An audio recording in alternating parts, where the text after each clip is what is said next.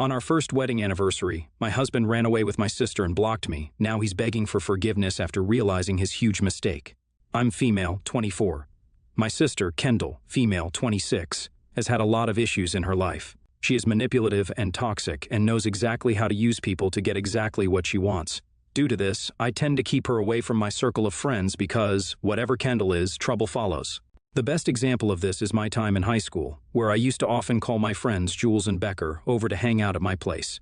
The three of us were really close friends, and while Kendall never really got in our way or behaved rudely with my friends, it was really clear that she was attracted to Jules. But Jules and Becca were dating at the time, and despite that, Kendall kept making advances.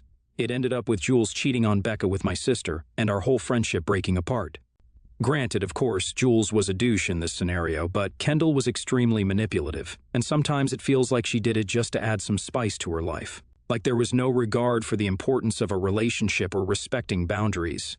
I wanted to stay friends with Becca, but it was going to be too tough for her emotionally, and I respected that choice. Ever since then, I began to notice the kinds of problems Kendall brought up. Half of her boyfriends were initially dating someone else, and that just gives me the ick. She would stay with these boys for a few months at max, being a really demanding girlfriend and basically using them for their money or fun. I hate to say it, but I kept her away from my partners as well because I was afraid that she would try and steal them from me. Yeah, she was more attractive than me, but as a person, she was terrible. My parents weren't really involved in our love lives, and they didn't speak about it with Kendall. She used to often rant or confide in me about the men she was dating and using, and I used to stay silent about it. I didn't want to call her out because I knew she would react in an extremely dramatic fashion and stir stuff up. For this, I feel like I was a bad person since I knew she was treating a lot of people like trash, but I stayed out of it for my well-being. Sometimes I feel like what happened with my marriage was karma for my silence with all the other men she screwed over. I'll get to that. So, I met my husband, Matthew, 24, in college, and we started dating in our sophomore year. During college, while everyone had a lot of drama about relationships and love and messy situations, Matthew and I had a rock-solid relationship. There was never any insecurity or lack of trust. We moved in together in our last year of college, and our jobs lined up together in the same city. I felt like I had found the one. He proposed to me in 2021 when I was 22, and we had a small wedding service together after being engaged for a year. Due to work and health complications, a few of my family members couldn't come. Most importantly, Kendall didn't attend the wedding, and that honestly made me breathe a sigh of relief. She was holed up somewhere in Barbados with whoever her current boyfriend was at the time. Up until then, my sister had never met my boyfriend, except during one instance when he came with me for a family Thanksgiving. Even then, I was a little uncomfortable with how friendly my sister was to Matt, but he kept a wide berth from her. When he asked me about her behavior and why she was so touchy-touchy, I didn't want to scare him with the kind of toxic personality she has. I thought he would judge not just me, but my entire family, so I just brushed it under the rug by saying, "That's how she is." After that, there weren't a lot of chances for Matthew to interact with my family, and his whole relationship with my parents was pretty great regardless. However, things started getting more strained after that one time he met Kendall.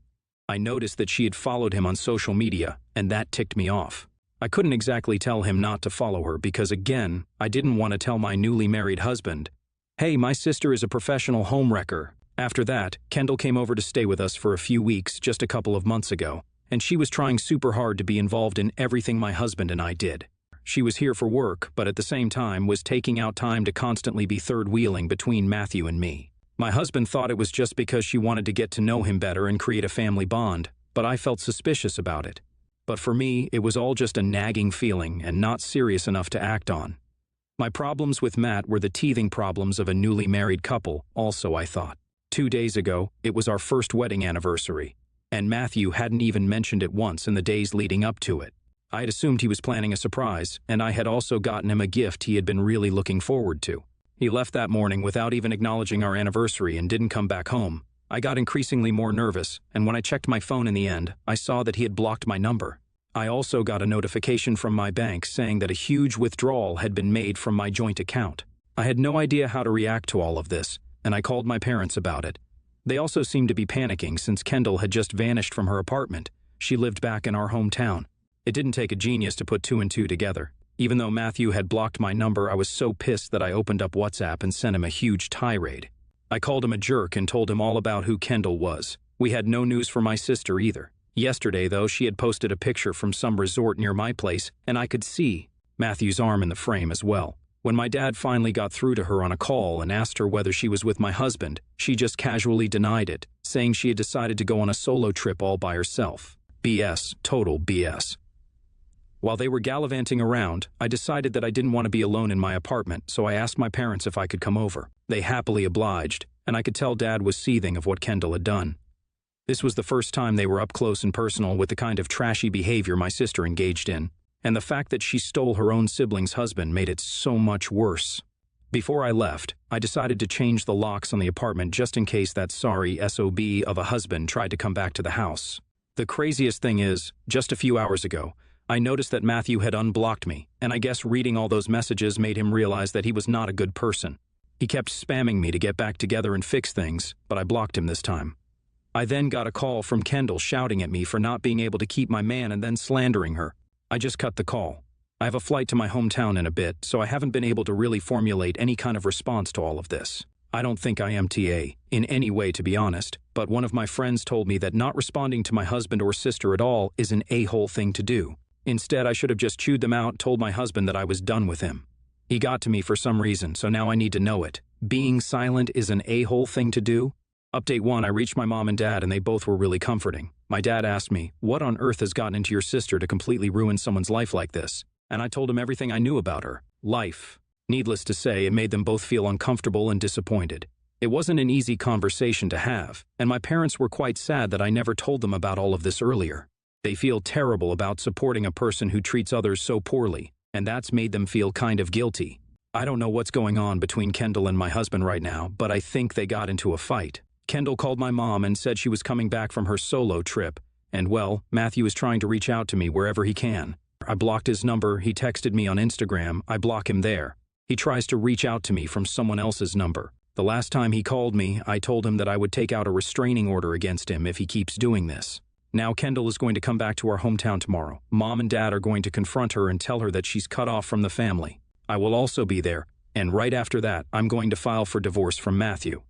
I also need to know if anything can be done about the money in my joint account, so if anyone can help, please DM me. Update 2. The confrontation went just as you'd expect. Dramatic AF and Kendall tried everything in her power to try and minimize the damage for her. She's still running off of this whole idea that I'm slandering her, but my parents are clearly on my side. When I said, I knew you were a shitty person, Kendall, but I didn't realize that you wouldn't even leave your sister out of your shitty behavior, she blew up at me. My sister said that I wasn't fulfilling Matthew, and the fact that he chose to cheat on me is on me, not her. I nearly took a swing at her, but my parents kicked her out and told her that she wasn't welcome in the house anymore, period. Update 3. I served divorce papers to Matthew. He's back in our city and has been living with a friend since I changed the locks on him. He says that changing the locks is a felony and that he'll sue my ass off if I go ahead with a divorce, but I don't think that means jack shit. I also found out that a joint account is considered marital properties. I'll be bringing that up to you in the hearing. I spoke to a lawyer, and he said that things should easily go my way, and I can also ask for a hefty alimony, which I will. NTA. The only part of this where you're TA is the fact that you didn't call out Kendall or tell her past boyfriends about her behavior. Your friend is an understanding of your mental space and doesn't realize that you can't immediately confront your sister and husband after discovering their infidelity. Wow, OP just NTA at all. This should be on RMI the Angel because your friend is a nut job if she thinks you owe anything to your sleazebag sister and cheating husband. Next story. I'm a single dad to 3 daughters. This revolves around my middle, Juliet, 17, female. A few weeks ago, I took her shopping for her prom dress. She picked one that she absolutely loved, and she truly looks like a princess. Then last week she was very upset because she saw on Instagram that a classmate, not a friend, but someone in her grade, had bought the same dress, but in a different color. She tried asking the other girl to change, and the girl rightfully told her no. I was sympathetic and let her vent, also adding that it was a different color, so at the very least it wasn't too similar. The issue is, Juliet has been trash-talking the girl for the past week. This is very out of character for her. She's never been a gossip, but I've heard her venting to her friends about it. I let it go because what does venting really matter? Then I got a call from Juliet's history teacher saying that she overheard Juliet talking poorly about this girl repeatedly. While the girl is not in the class, and there's no evidence of bullying, she is worried it'll get there. I sat Juliet down and said, while I understand completely that this is frustrating, and I may not get all that comes with dresses and such, this isn't fair to the other girl. From what it seems, she didn't purposefully do this to hurt her.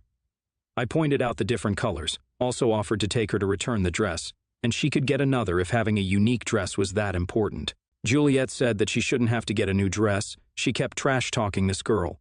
I finally told her, "It's a dress. Your feelings are valid, but you need to stop being so dramatic and let it go." This upset her and she left the room in tears. I tried talking to her about it, but she stayed in her room. My eldest, 22, female, told me I technically wasn't wrong, but I shouldn't have said it. I really try not to be a bumbling dad who doesn't know what he's talking about. I learned all stuff related to raising girls, have always made it very clear they can come to me for anything, etc. If I need to outsource a problem where they want a woman to talk to, they have their godmother, late wife's best friend. Was I the ass here? Update: I want to thank everyone for your feedback and advice. Some of you suggested there is much more going on here, and I agreed. I sat down with Juliet again and said, I stand by my sentiment, but I also think there has to be more going on. As I said, it's just a dress, and this isn't like her at all. Some of you suggested perhaps she had prior history with this girl. She said no, they don't even really talk. They only follow each other on social media because everyone follows everyone. I pushed more and asked why a dress was so important. She eventually admitted it wasn't, then went on to say that she's felt weird about prom this whole time and her senior year overall. When I asked why, she started crying and said she missed her mom and she wished she was here, etc. My wife passed when Juliet was 5. So she never truly had her for any of those big milestones that a girl would have with a mother. Watching her friends go through all these things with their mom reminded her that she doesn't have one. I gave her a big hug and held her while she cried. I cried a little myself. I knew that Juliet struggled with her mom's death but had no clue it was still such an issue.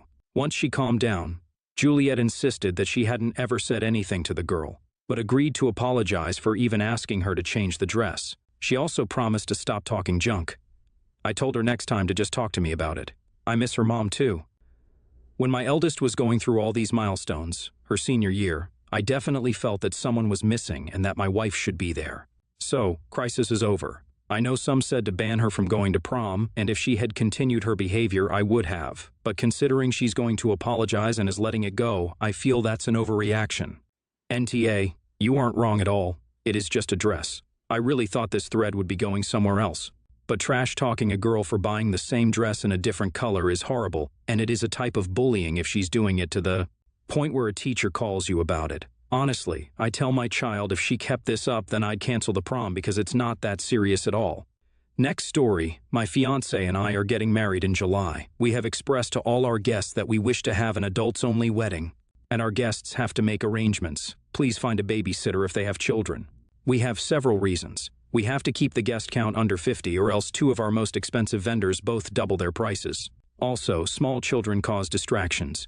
Simply put, we know lots of people allow children at their wedding, and that's okay. We just don't prefer children at ours. Not one of our friends had any opposition to this rule. All of them considered it nice to have a break from their kids for an afternoon, and were more than happy to get a babysitter. They all agreed with us that weddings aren't kid-friendly, and it's just less complicated for everyone to find a babysitter. The only person giving us a hard time is my sister-in-law. She has what we feel is a very unhealthy relationship with her 3-year-old son. She has coddled him to the point that he screams if she leaves the room. He has to be with his mom every second, or he gets physically sick. She has that baby attached to her hip so badly that she will not allow anyone except family members to watch him. And those family members are all attending my wedding. Her and my brother are trying to guilt-trip us into letting them bring my nephew to the wedding.